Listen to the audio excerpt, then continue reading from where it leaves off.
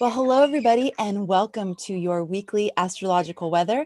My name's Amanda Walsh, and I'm the founder of Astrology Hub. I'm here with Anne Ortelee, your favorite weather woman, and this is your place to come to get practical guidance for navigating and thriving with the cosmic tides.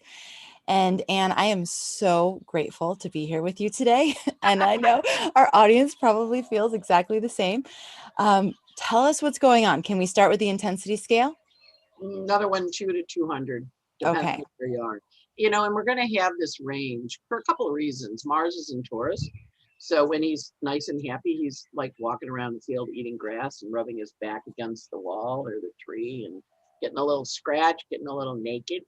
And then when he's in the bull mode, remember the matador, and you watch him, the bull like scratch his feet in the ground and then get ready to charge. Yes. So, depending on where you are, energetically, you're going to swing between those. And the other thing is that all the planets are like clumped in a section answering to the Capricorn, answering to Saturn and Aquarius, except for the moon. The moon is now taking off, and it's leaving the Cancer, it's leaving, going into Gemini, going to go into Cancer, going to go into Leo. So it's going to be opposite the Capricorn and the Aquarius clump, and then go into Virgo. So the moon stands alone opposite all the other planets. So we're going to run very emotional this week because the moon, they're all over there looking at the moon, and they all have something to say because everybody's chatty, because everything's in Aquarius, and Aquarius is a chatty sign, but it's also a self-righteous sign. If you know your Aquarians, they're like, I'm right, you're wrong.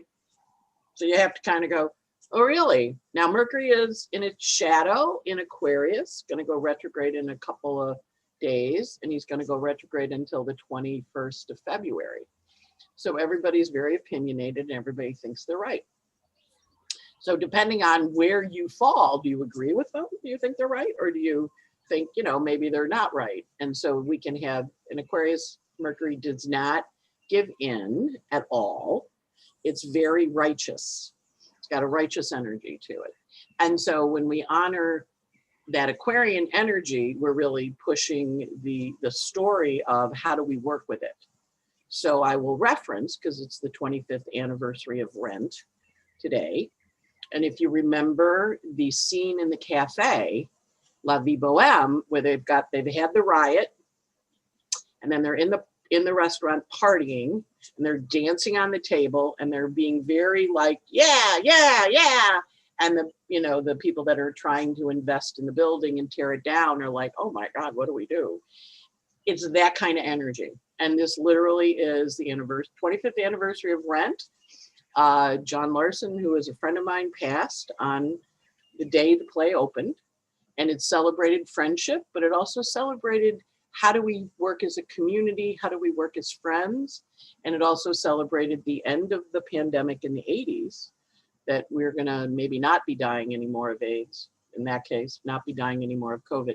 So it's kind of a pivotal time, and it's very Aquarian. And if you remember that scene where they're all dancing on the table and singing, and of course, it's been in the last 25 years, it's been produced all over. It was in the inaugural with the Seasons of Love, or with Randy Rainbow with the Treasons of Trump, which was very funny. And so the energy of Aquarius is that group of friends dancing and singing and having a good time, but also being a little obstructionist. And so we've got those two pieces kind of dancing together. And of course, it's a full moon, ... So, where are you in that energy? And how are you working with it? And of course, with Mercury and Aquarius, very opinionated, very know-it-all, because they know everything. That's how they work. And then it's going to go retrograde. And then it's going to say, maybe you don't know everything. Maybe you need to know some more stuff. And then it's going to go direct in the end of February, in the 21st. And it's going to go, okay, now that you know everything. So we're getting all these reveals. We're learning all sorts of stuff, and people are saying things, and you're kind of like, wow, I didn't know that was going on. So depending on how you feel about what the reveals are, you can have a 20, or you can have a 2, or you can have a 200. You might get really mad. And that's okay. That's all kind of part of this stew of hyperness, really, because Uranus is active. Uranus is getting all this activity from the early Aquarian planets. And we're going towards our first of 3 Uranus-Saturn squares, which takes place on February 17th, which is the change versus the existing structure. So we have 3 of them. There's one then, there's another one in June on the 14th, and then there's another one in December 24th. So as we build towards that energy, we're going to feel alternately wired, like, oh my God, I'm so wired, or we're going to be like, oh my God, I have to go to bed. It's going to be extremes of emotion, which is fine. And then remember, we also have Eris squaring Pluto in there. So that's that little crabby, cranky energy. She squared during the impeachment of Trump and when Kobe Bryant died. She squared when Bolton's book came out and Ghislaine Maxwell got arrested for sex trafficking. She squared on the 11th of November when they decided the election on one level. The media called it, states called it.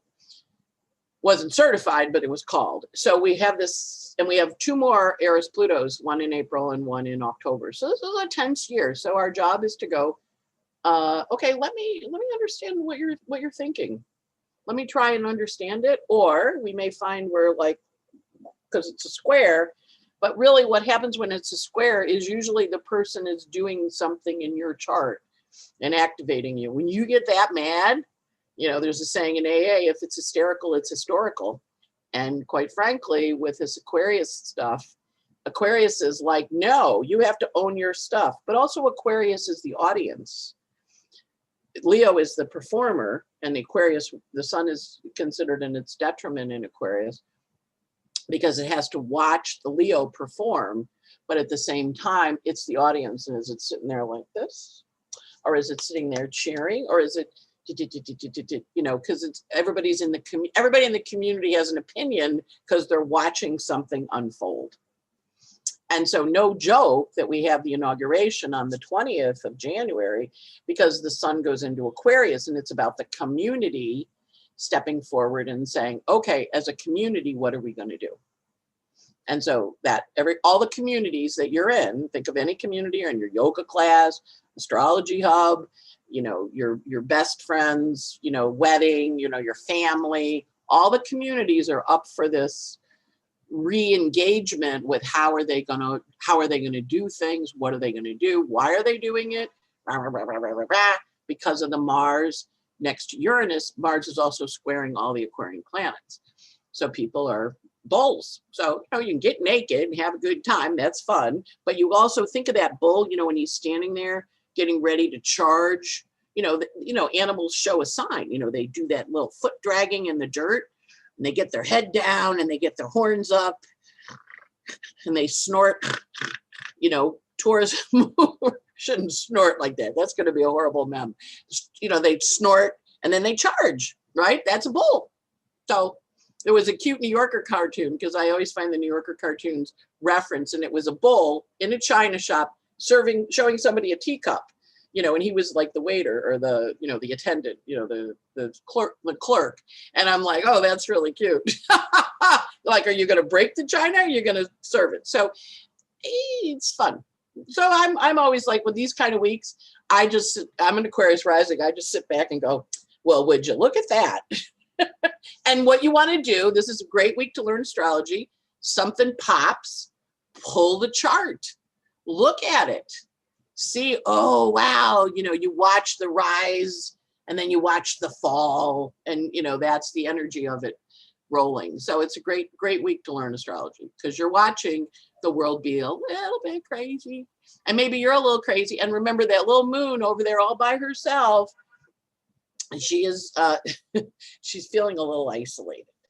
So we want to kind of honor that the moon, as it goes through the energy to get to the full moon and then leaves. And the moon has some kind of hard aspects this week. So she's feeling a little picked on. So that's the overview. Wow. Okay. Oh, and also Venus meets Pluto Yeah. So Venus meets Pluto. Last time she met him was last year. So she meets Pluto and she's very passionate. And she, of course, rules the Mars and Taurus, goes to Venus in Capricorn, goes to Saturn in Aquarius, goes to Saturn, but she's meeting up with Pluto. So Venus Pluto is triangles and ganging up, and also fights about money or getting money. You know, sometimes you get money. So like in my case, Venus Pluto, my dad left us some money and, you know, left money to my stepmother who recently passed, who, you know, I'm getting it this week. So it can be dead money from dead people or money, people paying you back money that they owe you. Mm. Yeah. So. Okay, Anne. So someone had a question last week that I thought was really good, because I asked you, you know, if it's a 200, what would make it a 200? And you answered that.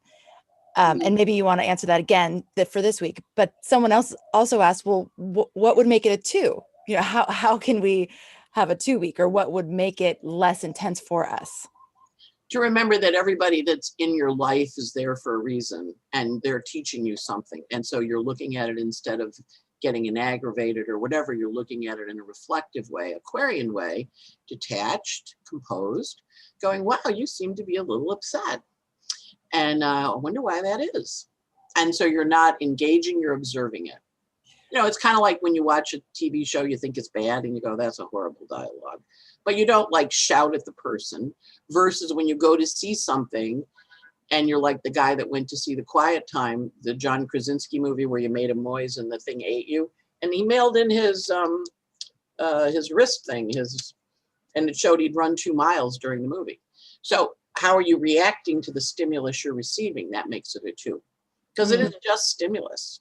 Yeah. And we know tomorrow it'll be over because it's a transit, but it is a stimulus.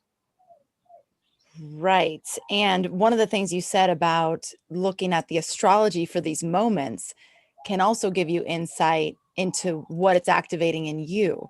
So every time you see what you just said, oh, you're upset. If you notice someone's upset, and then you notice that you yourself get upset in response to that, then paying attention to the astrology of that moment and what's there for you. I have a resource that I just recently found. I think someone in the inner circle recommended this book by Pema Chodron. Great book. Oh, this one. Was it you? It's no, but Pema Chodron's great. Oh my gosh. And the book is called Practicing Peace in Times of War. And she's not just talking about war between countries. She's talking about the war that we have in our homes. She's talking about the war that we have with ourselves. She's talking about the war that we have in communities online. I mean, she's talking about just any sort of aggression between people. And it is incredible. I highly recommend it to anybody. I would just say to everybody, as you can afford it, order every book she ever wrote. Yes. She's an amazing, amazing teacher.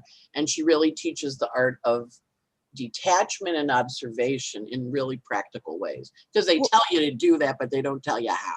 Exactly. She's very much a how. She tells you how. Yeah. Exactly. Because I haven't looked at her chart, but I'm sure she's got tons of Virgo, because she's like, all right, and this is how you do it.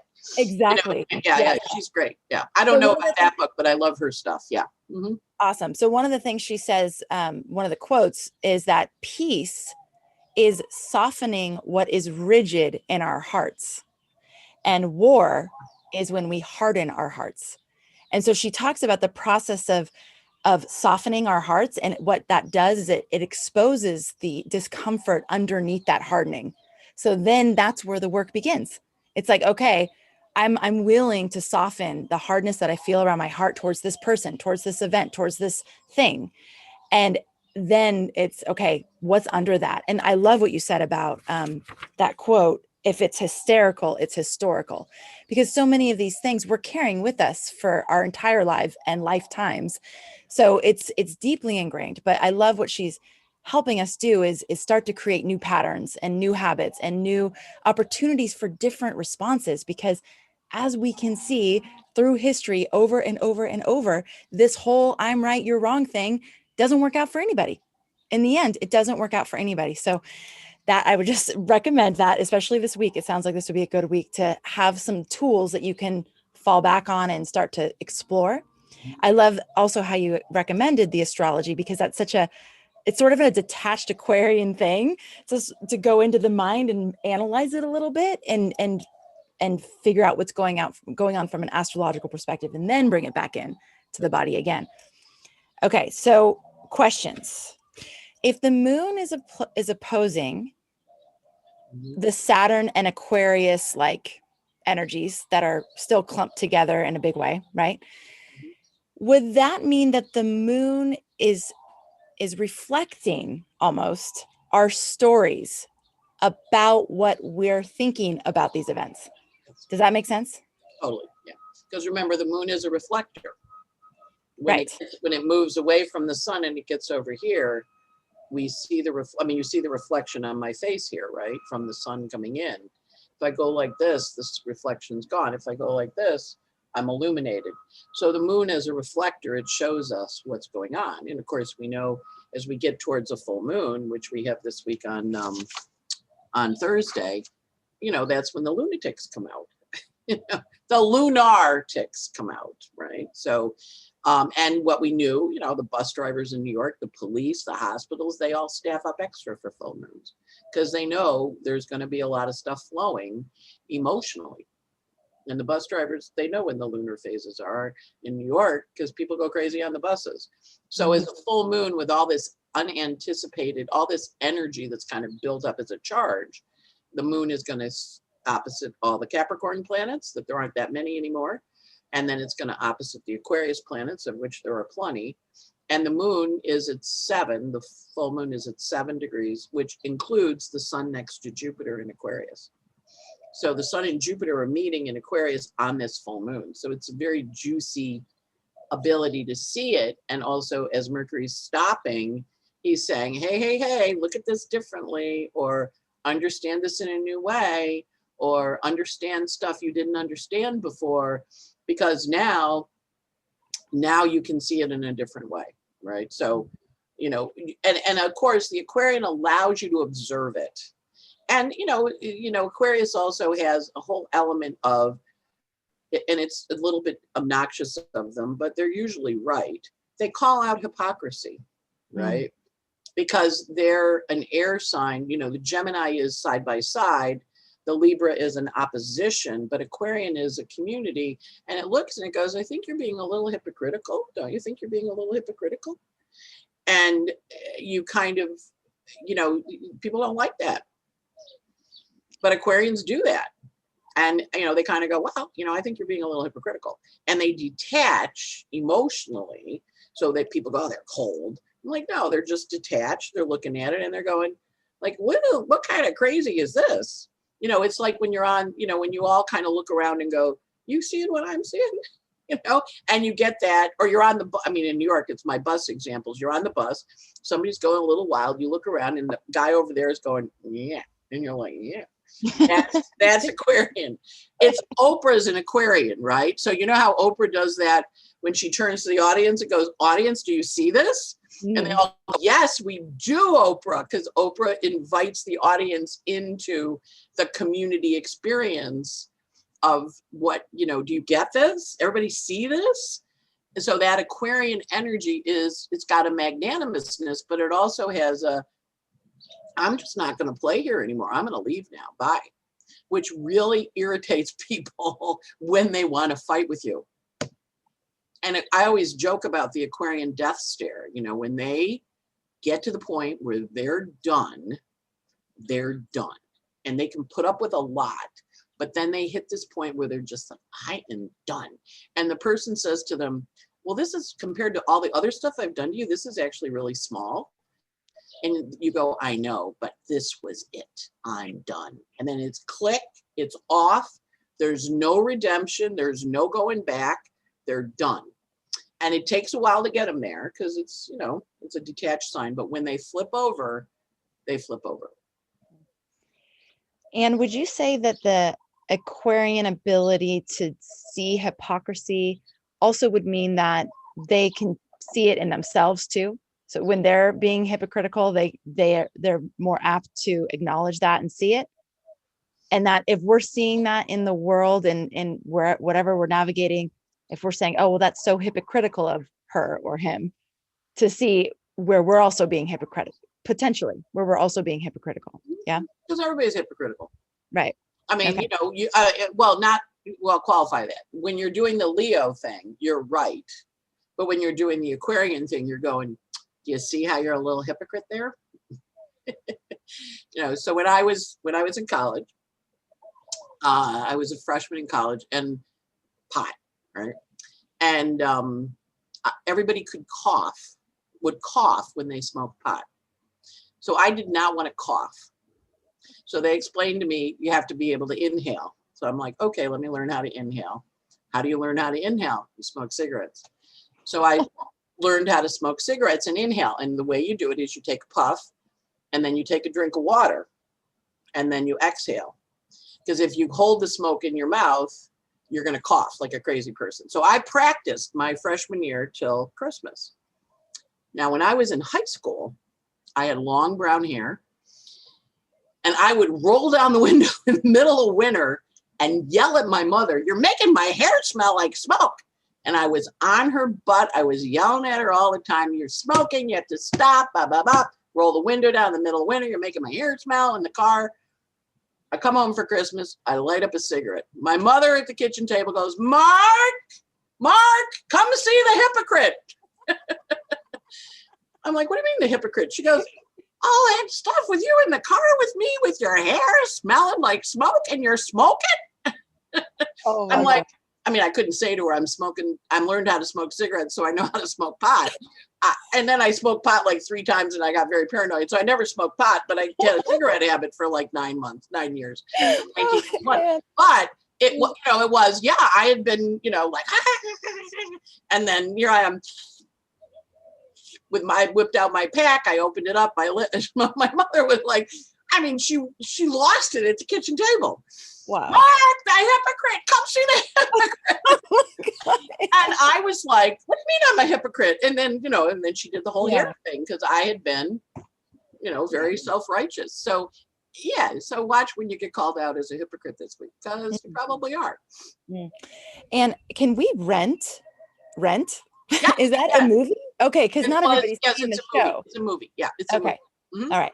It's a great movie. It was directed by Christopher Columbus, and it's all the original cast, with the addition of Rosario Dawson, because Mimi, the original Rent girl, had kind of was pregnant, and she couldn't be in it. So okay.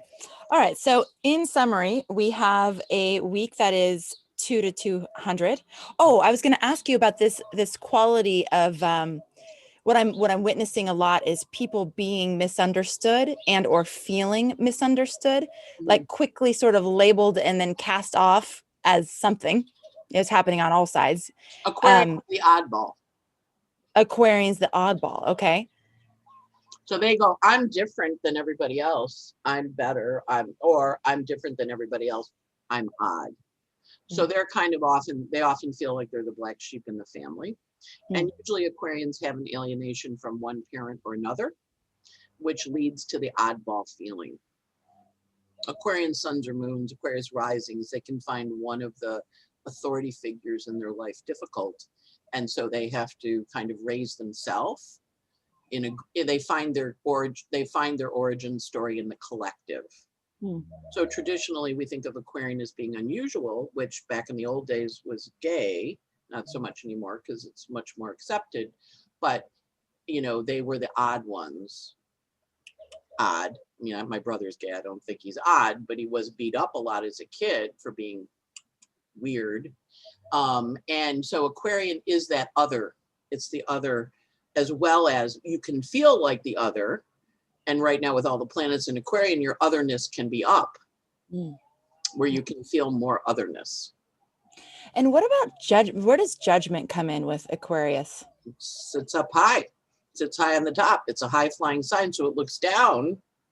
It goes, yeah. It's got a judgmental quality. It's ruled by Saturn. Everything ruled by Saturn is judgmental. So there's a lot of judgment running around in the sky, whether it's Capricorn judgment, leftovers, or Aquarius judgment, I'm better than you, or my view is better than yours. And so, or my group's better than your group. It's got a group quality to it that can be a little culty, where Aquarius rules cults. So the cult of this, I'm righteous in my righteousness. It's the audience. It's the group against. It's a group against one. So people can feel very picked on in Aquarian time because they're the other, or they can be the leader of the other, or they can go do their own thing. Aquarian, they separate because it is a separative sign. They separate and have their space. So yeah, so that shaming and kicking out is very Aquarian. The lower form. I mean, there's higher and lower forms of every sign. Right. And what would you say that is discernment, or what would be the higher form of that? Higher form of Aquarian is everybody, we're all in this together. What's your role in the chorus? We're all a voice in the chorus. And Aquarian is the chorus. So you're the voice. Are you the soloist? Or are you a line, like when you watch the movie Rent, it's available on the internet. When you watch it, there's a scene at the opening of the second act where they're all lined up and they're all singing Seasons of Love. And then a soloist steps forward and sings the solo and then steps back, and it's part of the group. So if you like choral music, or you were in an orchestra, or you were in a choir, you were in that energy of being in a group. You go to a rock concert, that's an Aquarian experience because you're in a group. You go to a play, that's an Aquarian, because the collective is experiencing whatever it's observing. But it's in there, so when the whole movie goes, that's an Aquarian experience. So when they worry about our movie's gonna go away, well, while Saturn's in Aquarius, a little less of it. While Saturn's in Aquarius, a little less planes. You're all riding somewhere and going to a place together, right? But it also, that experience of being next to someone when they're reacting, or being in the room when they're reacting, is always good. And of course, sometimes you're not tuned in. So when my parents were dating, my aunt was sent along as a chaperone, and they were watching An Affair to Remember, which was this very maltzy, wonderful movie. If you like it, if you don't, it's, my father was in Aries with a Leo rising. So they get to the part where they're picked, the whole audience is sobbing. And my father goes like really loud, and it made everybody laugh, And I remember in high school, we were watching Brian's Song, which was the story of these two football players, one of them dying. And we had these audience thing, we went to the audience and watched something as a theater, like as a community of Mercy girls. And so somebody whipped out at the death shot, whipped out a camera and took a picture, and the whole audience laughed, and they were mortified, but we all were like, taking a picture of a screen? You think that's going to work? It's that energy. It's very interesting. It's a hard energy sometimes, because they will go home and say, I'm right. And they'll rip a page out of the dictionary and they'll fax it to their friend to prove they're right before internet, right? This is when you go find it, and I'm Aquarius rising, so I do that sometimes. Somebody will say something to me and I'll go, I don't know about that. And I'll go look it up, and then I'll mail them the full story, which is a little obnoxious. But you told me that, and I went, no, I don't know about that. And then I'll go check it. And then I'll go, okay, this is the real, yes, that's true. But then there's all these other details underneath that you left out. That's Aquarian too. So that's calling people out. Well, you're not really telling all this other stuff, right? So I'm like, oh, okay, so. So is this one of the reasons why astrology is Aquarian? This whole thing about what's your voice in the chorus? Because doesn't astrology show us that we all have these unique designs? We're all experiencing and perceiving the world very differently from each other, and yet we're here together. So it's, what's your voice, what's your perspective, and how's that contributing to the collective is also what astrology shows. But I've often wondered why astrology is Aquarian. Like, why? Well, think of snowflakes, right? They're all unique, but when they all come down in a pile, it's a snowstorm. So it's that community, but it's the uniqueness within the community. We're all voices in the chorus. Yeah. Nice. And it says this is the chorus. And that's why it's so important when they tell the stories and they say these big numbers. Nobody tunes into 20,000 people died in a volcano. they tune into the story of the little kid getting rescued from it. Mm-hmm. Because it's too big for us to comprehend. But on a local level, the Leo, the one story, which is why when you read stuff and they tell you stories, they tell it through the first person, because you can identify with that person. As a collective, 20,000, it's a lot of people, 400,000 people dead in America. People don't react to that number, but when you saw those columns of light, it's going to the Washington Memorial, 400 of them, each representing 1,000 people, you gotta, oh, wow, that's a lot of people. The magnitude, you get to see it. It's hard to do the group, but on an individual, again, that's why it's deep. It's why it's in its detriment in Aquarius, because it's part of the group. Like, I don't know anybody there, but when you isolate in on the Leo, which is the unique story of that person, then you hook in. So it's a really interesting sign because it is kind of antithetical to our own uniqueness. But, it's, when I was playing violin in the orchestra teacher always knew who was off tune. He would be like, you're off. But he could hear, an orchestra director could hear all the different sounds coming and know, okay, that trumpet is not doing what it's supposed to be doing. Yeah. Okay, so we have Mercury retrograde. We're officially in Mercury retrograde this week, right? We go into retrograde. Mercury stations on the 30th at 26:29 Aquarius. Well, okay. We've been in the shadow since the 15th of January. So you've been hearing about what your retrograde's going to be. Awesome. Okay. And this is a time, again, this theme of being very opinionated, thinking that we're right, any like righteousness, these things showing up. But in the Mercury retrograde period, we're going to have an opportunity to reevaluate some of those positions and stances and hopefully take a look at them and see if maybe there's more data we could integrate into our perspective. Maybe there's more viewpoints that we could consider in the way that we're seeing things. Okay. You recommend? On a literal level, we're redoing an impeachment. We're doing, it's retrograde. We're going back and re-looking at things. So we're having, and of course, Trump's a Gemini, so there's two. It's very interesting because they're filing the papers today, but they're not going to do it till February. So I'm like, oh, it's interesting, retrograde. O.J. Simpson, all of his trials were during Mercury retrograde, except for the civil trial at the end, which was, it shifted and that was when he lost. So we're going to watch it carefully, because the retrograde is a redo and it's Mercury and it affects Geminis. So all the Geminis and the Virgos go crazy on Mercury retrogrades because they get asked to redo things. Yeah. So it's, and then, does that just mean sun sign, or would you say moon, rising sign, moon, all the Mercury and the Virgo planets get a little wild because they're like, I'm going backwards, and they're going to be a little righteous because Mercury is retrograde in Aquarius.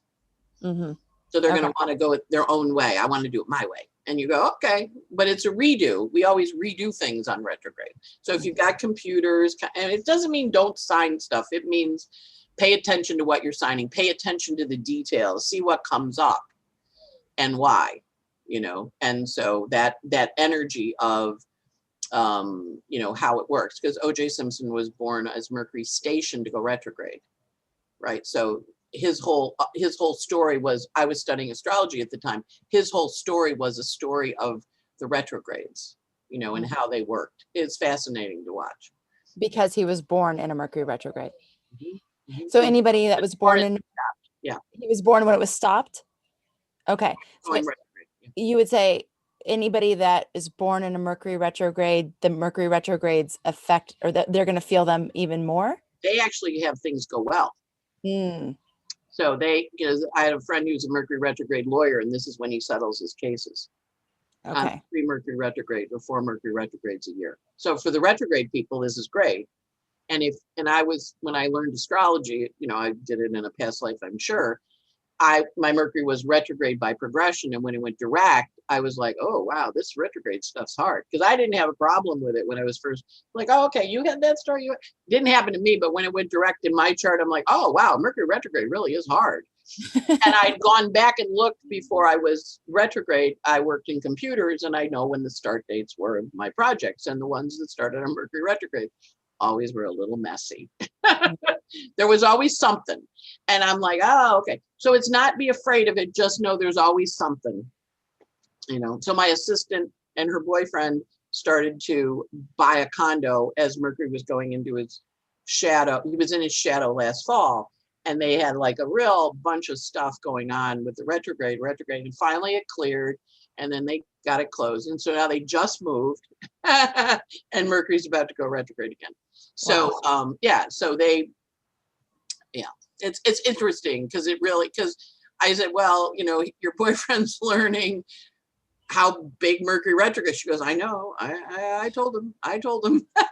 Nothing like experience, right? Nothing like experience. Yeah. To go, okay, we have to do it again. We have to do it again. Yeah. Mm-hmm. All right. So we have a full moon, which is going to amplify all the energy. Mm-hmm. Yeah. And the moon is opposing all the Saturn and Aquarian energy. So we're going to get to see more clearly the stories we have about the events. So there's the events, there's what's happening, but then there's our stories about what's happening. And that's going to be more clear if we're willing to pay attention to that. Well, it will be more clear. And it's also Sun Jupiter, Sun and Jupiter are joined. So it's really big. You're going to really see the story opposite the moon, the full moon. And it's at 7, which is where Mercury, it's a big one. And it also is understanding, oh, okay. Because remember, Aquarius Mercury is exalted. So he really wants to show you stuff. I mean, he is really like, let me tell you what went on.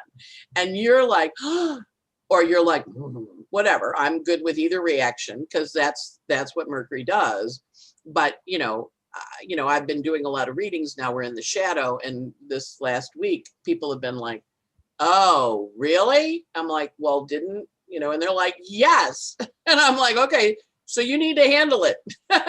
Because trust me, you got to get this done like sooner. Go back in and fix it. So it's very much now that I know that, now I know what I have to do, or I don't. And of course, Mercury retrograde, one of the phenomena of the riots are the kids turning their parents in, right? And okay, the kids are talking. Mercury rules children, young people. Okay. We have Uranus. Astrology. We have Uranus, Saturn square. Oh, we're building up to that. Yeah. So this is on February 17th. We're building up to the Uranus Saturn square. You might feel wired. You might feel like you need to sleep. There's extreme of emotions on all sides. We have Eris squaring Pluto. This is also happening again in April and October. But they're dancing over, they're arguing. Yeah. So, yeah.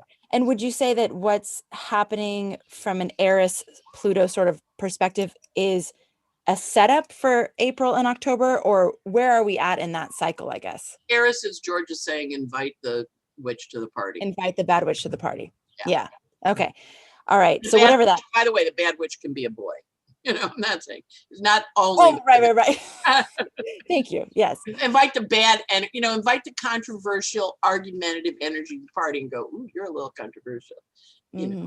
And just watch the fights in groups. I mean, I'm in a lot of groups because I'm Aquarius rising, and they're just going crazy. And I'm like, ooh, little fight.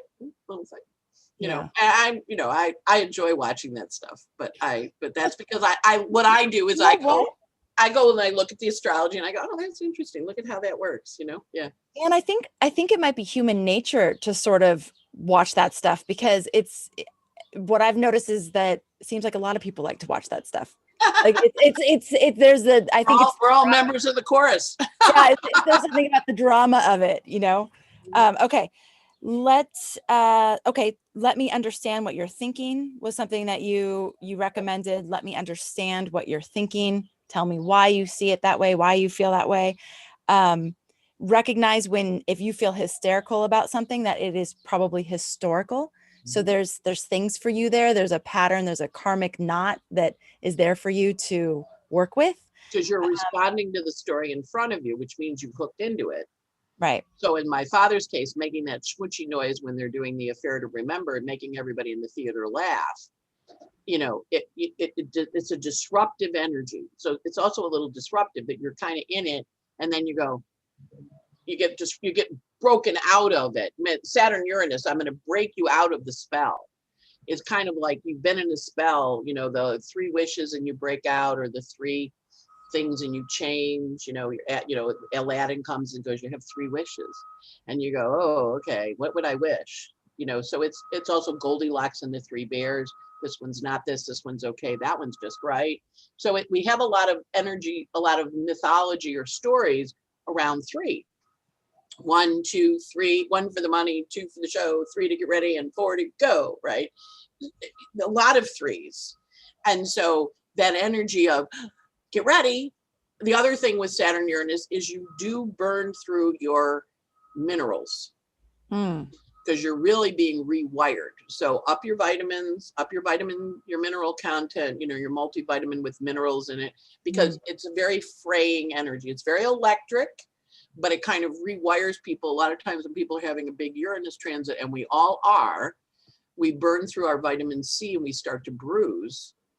Or we burn through our vitamin C and we get shingles, so this is a good time to kind of be conscious of your vitamin content, because Uranus is rewiring us. It's making us very electrical, and no fooling around with electricity. No fooling around with it. No, you need, your fan starts to make a smell, call the fire department. I had a Uranus transit a while ago. My friend was here, and the fan in the dining room was kind of, that smell of plastic burning kind of thing. Yeah. And whenever I have a Uranus transit, a lot of times I have an electrical thing. And I said, I think, and she's like, oh, I said, no, I think there's something going on up there. And then there was this little smoke coming out, right? And I'm very crazy about electrical stuff. I get like, I'm Aquarius rising. I get like, And so I called the fire department, and we had like 4 firemen come in, and Dunford's like, you just wanted to get firemen over here for me to see them.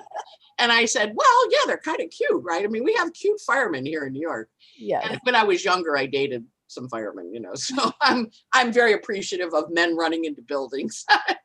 But so there were these firemen, and they had the little heater up there, and it was showing, and the guy's like, yeah, but I think it's okay. But it was kind of like I had them come because there was a little smoke coming out of my fan. So watch for electrical stuff too with it. Okay. My favorite mineral supplement, and I'm not giving a prescription, check it out yourself, but it's called Liquid Light. And it's just this really, I love putting it into a green drink that I have every single day. But so yeah, look for the minerals and the kind of supplements that you might need to support your body. Pull out your chart, pull out the chart of the moment. You can see how it interacts with your chart too. But if something explodes or something's going on and it's attention worthy, pull out the chart and just look at the astrology and practice astrology with that. We have Venus meeting Pluto, which is passionate, triangles, love triangles, ganging up, those kinds of things, but also things around money. So receiving money. Would you say be especially careful with money right now? No, you can have debts repaid. People can give you money back. Right. Venus Pluto says what's your relationship to money? Right. Pluto's Lord of the Underworld. So sometimes you get a debt repaid, or someone sends you money. Yeah. Okay. And then we have this idea of what's your voice in the chorus. So what tune or song or energy are you contributing to the whole, which we've been talking about a lot lately because of all the Aquarius energy. But and then we saw it in the inauguration where they showed the singers, and then they panned all around America, and they showed you the different chorus, all the different members of the chorus that we have as part of our country, that we're all part of the chorus. Highly recommend that Pema Chodron book. Her name is Pema, and then the last name is Chodron. Pema Chodron. I don't know exactly how to say it. And the book is called Finding Peace in a Time of War. Finding Peace in. But she has amazing books. I know I looked at all the titles. I was like, oh, I want that one and that one and that one. Yeah. Buy Pima, bring her home. I got a shelf of Pima here in my house. Yeah. Yeah. She's great. Yeah. And you read it. She's one of those book people. You take the book down and I use her like a little oracle. A little cone. Yeah. I open up. Yeah. I go, okay, I need a little Pima guidance, and I open it up. And then I'm like, all right, thank you, Pima. And I put her back on the shelf. And she's really cute. I mean, I've seen her in New York. She's come here to lecture. And you want to kind of hug her. You know, she's got that really, there's like a love beam comes out of her. And she does have some stuff on the internet. So you can also watch her on the internet. Yes. And I got her, that book that I'm talking about is only like an hour and a half Audible. It's 4 talks. Like put together. So I got it on Audible. I'm listening to it again. I don't do that a lot, but when something has so much richness, it's like, okay, I got to listen to that again. It's really good. She's very cool. Yeah. Yeah. Okay. And thank you. Thank you for being here with us. For those of you who have not yet downloaded your free 2021 guidebook, highly recommend that you do that if you want to get even, to just get that snapshot of 2021 energies and then all the great tips and practical input that the astrologers had for how to work with 2021. You can get that at astrologyhub.com/guidebook, astrologyhub.com/guidebook. That's free. Also, Astrology Foundations Level 2 is open for enrollment. And that's with Rick Merlin Levine. That's astrologyhub.com/foundations2, the number. And I haven't even told you this. We are resurrecting some mastery classes that astrologers have given as in the inner circle over the years. And we have been reconstructing and putting back together your pinball method mastery. Oh, cool. Very cool. Yes. So we'll be making that available for those of you who missed. You know, we've had the inner circle for, I think this is our 4th year. So every single month we've had mastery classes from the astrologers that are amazing. So we're doing a big project to start putting those in a place and in a format that you can access if you want, kind of one-off, a la carte offerings. I think that's great. Yeah. Yes. Yeah. And the pinball, it kind of, when we talk about ages and the planets, it kind of explains how to work with the energy flow of your chart. So it's, I think that's the first lecture I did for you guys. Right? It is. Yes. And then we also have your working with the Jupiter cycles, which is a mastery class that Anne did last year. And that one's really amazing too. That's available in our academy. So if you go to astrologyhub.com courses, you can see Anne's working with the Jupiter cycles mastery class, which was also really amazing. So, all right, everybody. Thank you so much for being here. Thank you for being a part of our community. And thank you, as always, for making astrology a part of your life. Can't wait to see you on the next episode. Give yourself a hug today. Give yourself a hug. Absolutely.